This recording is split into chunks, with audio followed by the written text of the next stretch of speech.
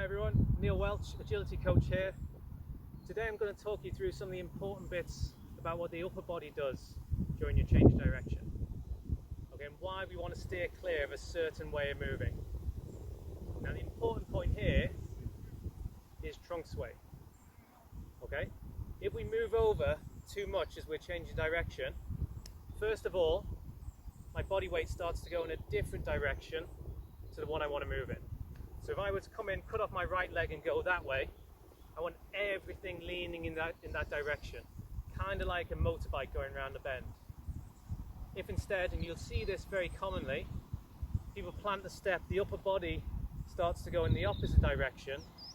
First of all, it makes us a lot slower, okay, because I'm not having everything moving in the one direction that I want to move in.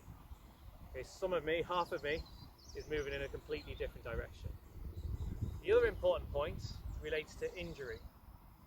That kind of upper body trunk sway is a really common mechanism for serious knee injury, like injuring your ACL.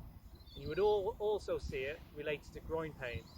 Again, if I change direction, I'm leaning over in this direction, I get a big pull or a big stretch in my groin. In the same way, if we think about movement through the knee, as I lean with the upper body, I get a counter rotation through the knee joint.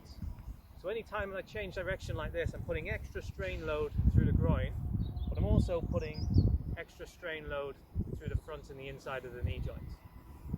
So how do we stop that upper body trunk sway? Well, one of the points is your body position. We'll tend to see this trunk sway when we approach the cut too tall. And we've spoken about this before with our hip position. Okay? If I have my underarm pointing all the way down the pitch the whole time, it leads me in with that top heavy movement and more likely to get the upper body movement up to the side.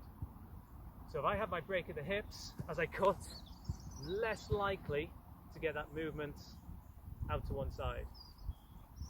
The other important point as I go to cut, the more upright I am, the more straight I am with this leg.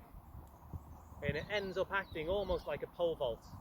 You know, the pole vaulter runs down the runway, puts the pole into the ground, and they flip over the top of it.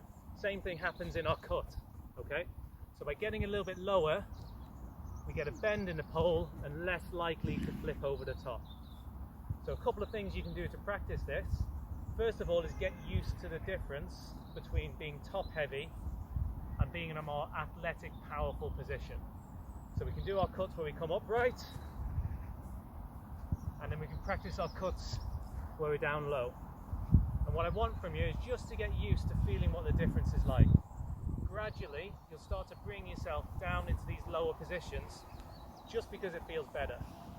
Okay, it's a much more powerful position, it's a lot faster position, and you won't get anywhere near the strain loads going through the groin and the knee. Okay, so just simply getting lower and practicing our side steps. The other thing we can do is introduce a different challenge for your body.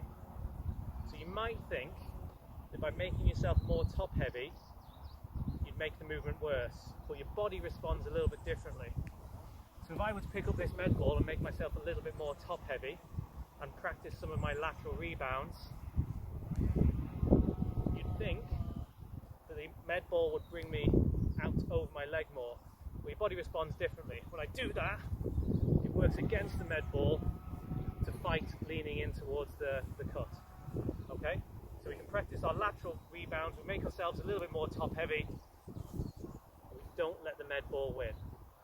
Okay? So two little drills. As I said, first of all, just practicing our cuts by staying low versus actually staying high. The second one is by making ourselves a little bit more top heavy with our lateral rebound. So in and out. Keep working those two drills, have a bit of a play around between the two, and as I said, you should gradually start to morph into this more powerful lower base of support stance with your change of direction. Should give you a load more performance for your agility on pitch.